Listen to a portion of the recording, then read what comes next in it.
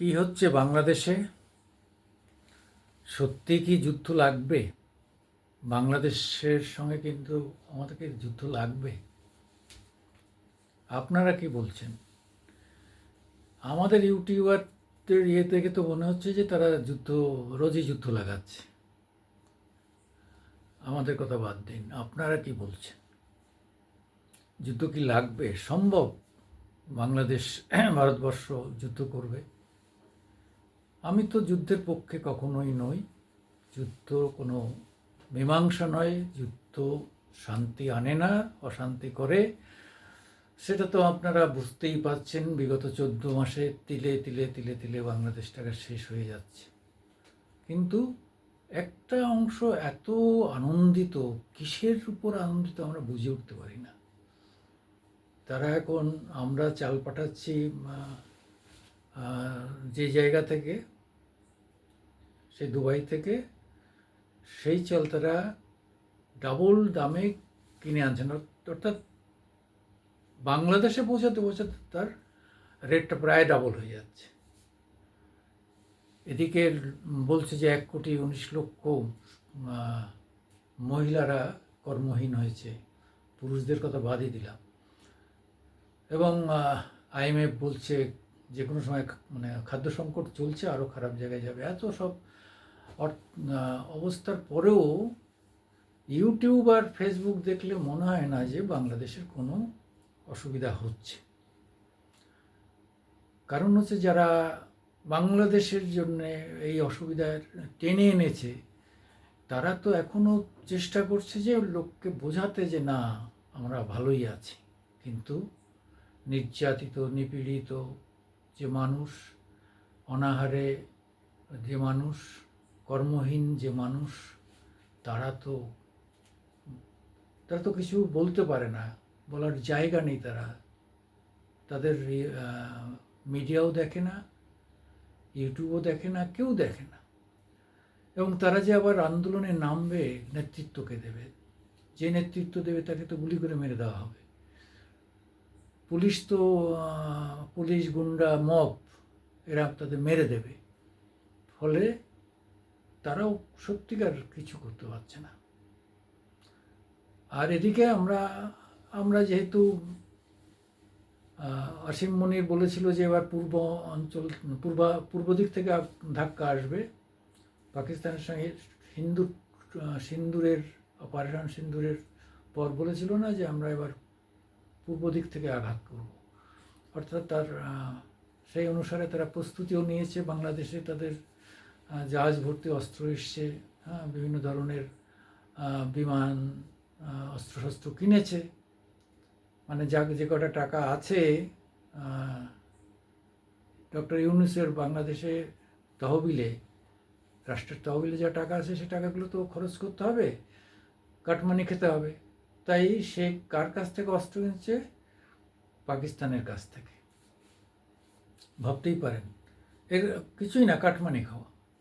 মানে অস্ত্র কিনে এসে দেখাবে 50,000-এ কিনেছে, 50,000 কোটিতে কিনেছে, আসলে দেবে 20,000 কোটি বা 25,000 কোটি। অর্ধেকটাই বেনামে চলে যাবে তার।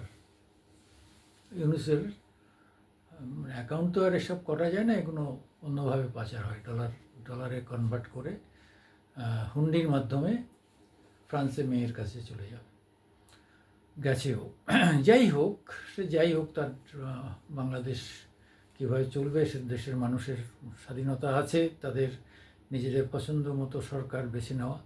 কিন্তু লক্ষণ অন্যটা, যেভাবে ধীরে ধীরে ধীরে ধীরে আওয়ামী লীগের সমর্থন বাড়ছে, মানে সেটা একটা সাংঘাতিক জায়গায় পৌঁছে গেছে। এই জায়গার থেকে তাহলে কি হবে? আর একটা ব্যাপার আমরা এখানেও দেখছি, বিভিন্ন মেইন স্ট্রিম মিডিয়াতে বিভিন্নভাবে বলার চেষ্টা হচ্ছে যে ওখানকার যে আমেরিকার যে ISI-র 8 জন মারা গেল, CIA এবং ISI-এর, যারা আমাদের প্রধানমন্ত্রী নরেন্দ্র মোদীকে মারার ছক কষেছিল, তারপরে আমরা যে আঘাত মানে কূটনৈতিকভাবে যে কাউন্টার করেছি, তারপরেই বাংলাদেশ মানে এখন কম্পমান। তারাও ভাবছে যে যে কোনো সময় আর একটা 71 সালের মতো ইন্দিরা গান্ধী যেভাবে ঢুকে পড়েছিলেন, ভারতও ঢুকে পড়তে পারে। এখন অন্তত আমি আমি বলছি, আমি যে যুদ্ধের বিরুদ্ধে এতকাল বলে এসেছিলাম যুদ্ধ হবে না, কিন্তু আমার মনে হচ্ছে যে কোনো সময় যুদ্ধ হতে পারে। কেন, যুদ্ধ না করে যদি হাত তুলে বসে থাকা হয়, তাহলে বাংলাদেশ কিন্তু হাতের বাইরে চলে যাবে এবং এমন জায়গায় চলে যাবে সেখান থেকে আর ফিরিয়ে আনা যাবে না। আমেরিকা নিজে অন্তর্দ্বন্দ্বে ভুগছে। হ্যাঁ, নিউ ইয়র্কে ওখানেও দেখুন যে কীভাবে আওয়ামী লীগের দুই পক্ষ, আওয়ামী লীগ এবং মানে বাকি যারা, তাদের সঙ্গে কী লাঠালাঠি হচ্ছে প্রত্যেক জায়গায়। সব জায়গায় এরকম একটা বিদেশের যে আওয়ামী লীগ যারা আছে তারা আর সহ্য করতে পারছে না, তারা কিন্তু ছেড়ে দিচ্ছে না, তারা একদম। তারপরে ভেবেছিল যে ভয়ে দুঃখে 80 বছরের বুড়ি মারা যাবে, শেখ হাসিনা, এবং একবার বলেও দিয়েছিল মরে গেছে মরে গেছে, ওখানে কি আনন্দ লাফালাফি জামাতদের মধ্যে। তো এখন দেখা গেল তিনি যখন নিচে বলছেন, তাতে দেখা গেল তার গলার সুর এতটুকু নমনীয় হয়নি। আরে যার চোখের সামনে বাবা মরেছে, ভাইয়েরা মরেছে গুলি খেয়ে, প্রায় চোখের সামনে পরপর একের পর এতবার তার উপর আঘাত হয়েছে, অন্তত 55 বার, সেই লৌহ মানবীকে মানে একবার যদি আবার মানে বাংলাদেশে প্রধানমন্ত্রী হয়ে বসতে পারে, তারা সারা পৃথিবীতে শ্রেষ্ঠ দেশনায়িকার সম্মান পাবে, শ্রেষ্ঠ দেশনায়িকার সম্মান পাবে বঙ্গবন্ধুর একমাত্র বড় মেয়ে শেখ হাসিনা। তার মেয়ে, তার বোনের মেয়েরা, তারাও বিভিন্ন জায়গায় তারাও লড়ে যাচ্ছে। একটা সাংঘাতিক জায়গায় ঘটনা ঘটেছে হচ্ছে। রুমিনা পারভিন ফারহান নাকি রুবিনা ফারহান নাকি যেন কি, বিএনপির কেন্দ্রীয় কমিটির মহিলা নেত্রী, সেও নাকি আওয়ামী লীগে জয়েন করছে। সব মিলিয়ে আমার মনে হচ্ছে আগামী 1-2 মাসের মধ্যে একটা বড় কিছু আমরা দেখতে পাবো। না দেখতে পেলে ভালো হবে, এমনি যদি চলে যান হাসিনা এবং ওখানে গিয়ে দায়িত্ব নেন তাহলে ভালো হবে, আর না হলে বড় কিছু আমরা আশঙ্কা করছি। আমরা চাই না, আবার বলছি, এটা চাই না যুদ্ধ হোক।